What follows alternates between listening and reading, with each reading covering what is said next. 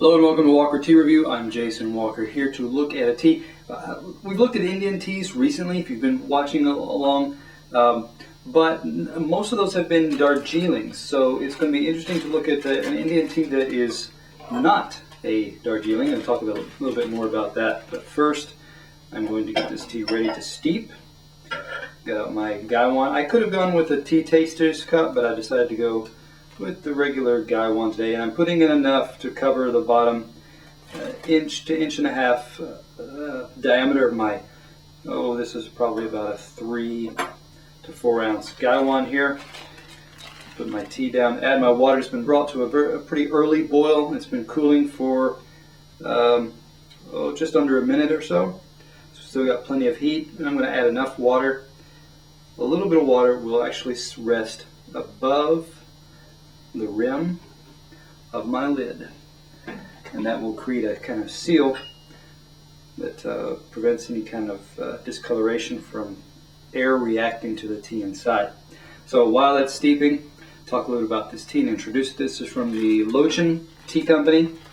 This is Duflating, and it's a STGFOP. Okay, that's the second flush.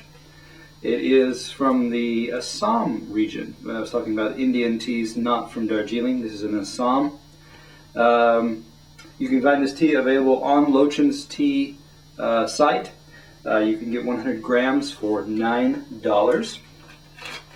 Now, Assams are known generally to be a bolder and oftentimes brisker, punchier type of tea. Not like Darjeelings that have, especially Darjeelings that have developed a reputation of being muscatel, grape type components. These Assams can stand on their own, but can often also be used in blends. But we're going to be looking at this tea as it stands by itself. First, I'll talk about the dry leaf.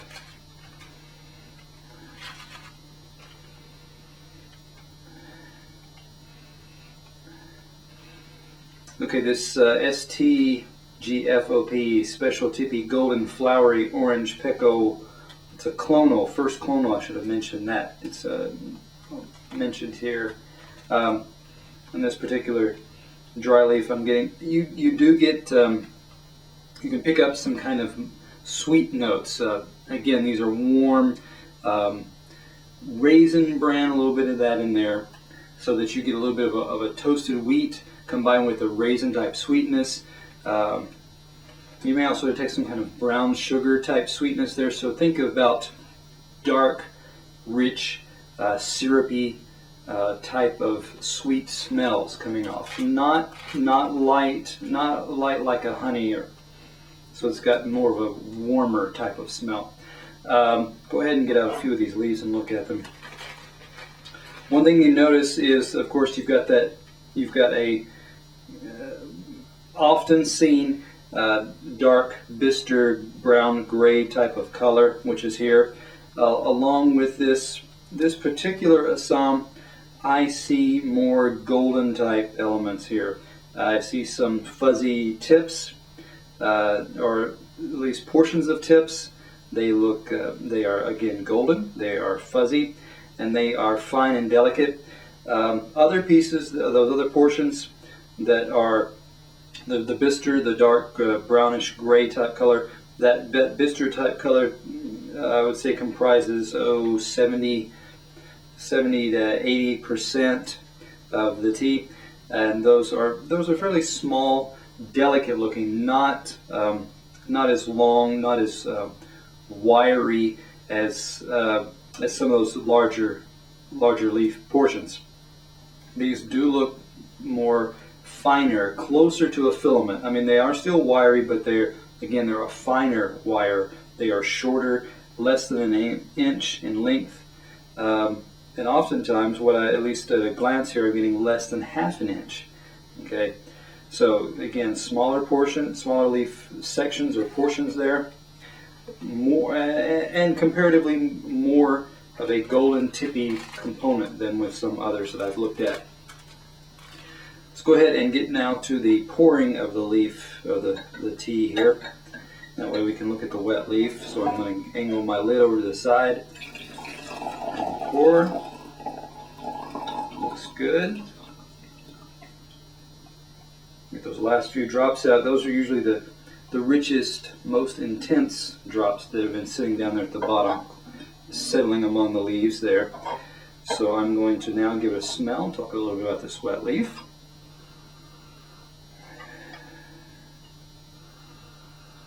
Still, first thing that hits is more of a, if you've ever stuck your nose down into a box of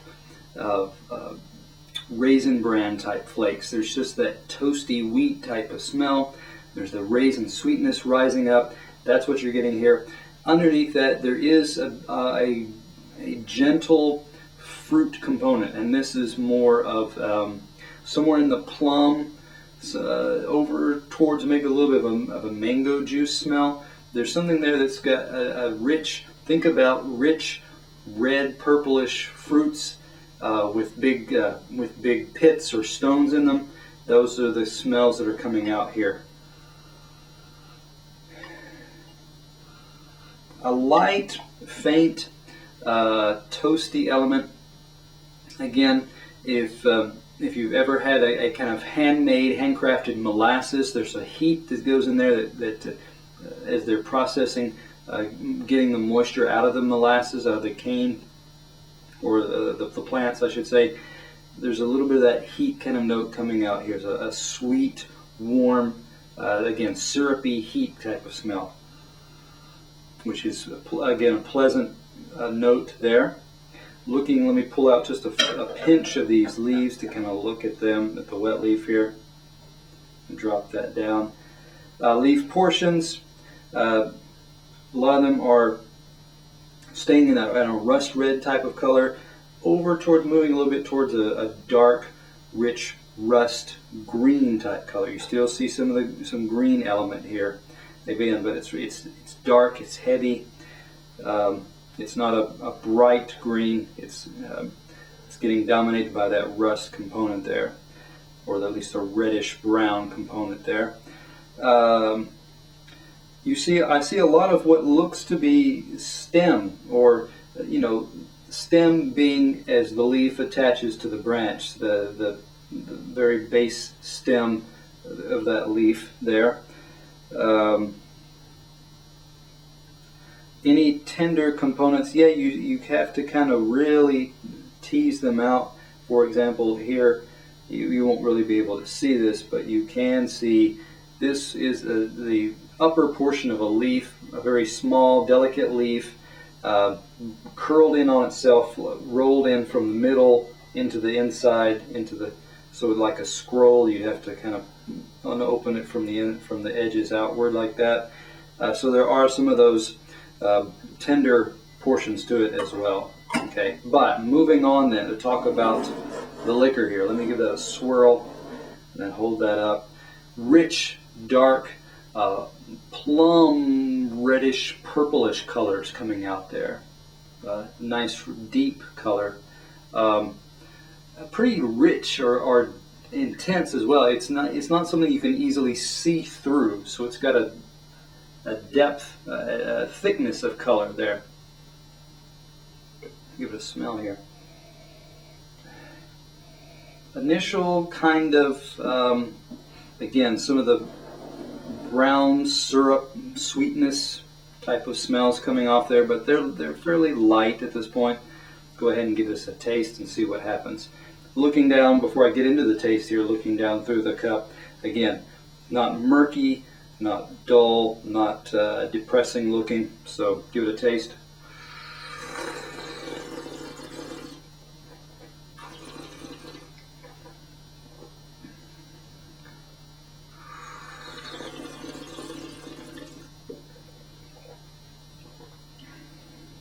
Now, first thing, some Assams have a bold kick to them. It's got a lot of brisk bite to it. This one, not a strong punch in the mouth. It's got more of a drying, gentle astringent component that really stands up more at the end and the aftertaste. I feel a kind of dry, kind of drawing up type of sensation on the back and top of my tongue. The rest of my mouth gets a very faint, lighter film of that. And what's happening is you get, you're getting a little bit of like a sweetness building up there. Again, if you had put some brown sugar on your tongue, just thrown it back, at first you've got the sweetness there, but after that sweetness, you've got this kind of sensation of your mouth trying to sense and feel out and search for more sweetness, sweet aspect, and that kind of component is there. There's my tongue and my mouth and my saliva is actually kind of trying to generate its own sweetness there, which that's often a positive component. A tea that doesn't create bitterness but actually generates this kind of sweet sensation in the mouth, that's a positive note.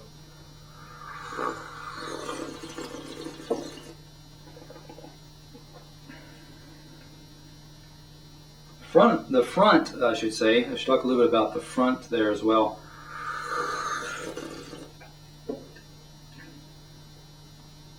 The front of this tea has less. What you really hit is more towards the middle and the back as you throw it to the back of the mouth to swallow. That's where you're still getting some of that kind of toasted bran flake type element there. There's a kind of a grainy toasted element there, bready, almost bready, I'll say it that way. So that's there. You got a little bit of that brown sugar kind of component there. The raisin is less so. So when I look at this tea, if you were looking for an Assam with a bold, pronounced kick to it, that's not going to be this particular cup. This one is going to be a smoother, mellower, again, rounded in its sweetness, not overly sweet, not overly astringent, but a nice balance. So if I were to look at this tea as a tea that can stand on its own, not one that you're going to put milk and sugar in, a tea that you would likely want to try out on its own before you do anything to it. And I would give this tea, compared to some of the other Assams that I've had, which can be bolder without as much, well, I've had some that are bolder with a lot of these components to it. So it was kind of a trade-off. Do you want more of the aroma flavor component, or do you want a little bit more kick? And where's that happy medium in between? So this one's going to get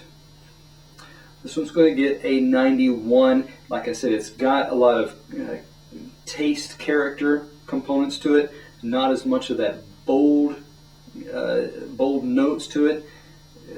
If you're looking for some that has both, this one again favors the flavor taste elements there. So come back to Walker Tea Review to find the right happy medium for your teas.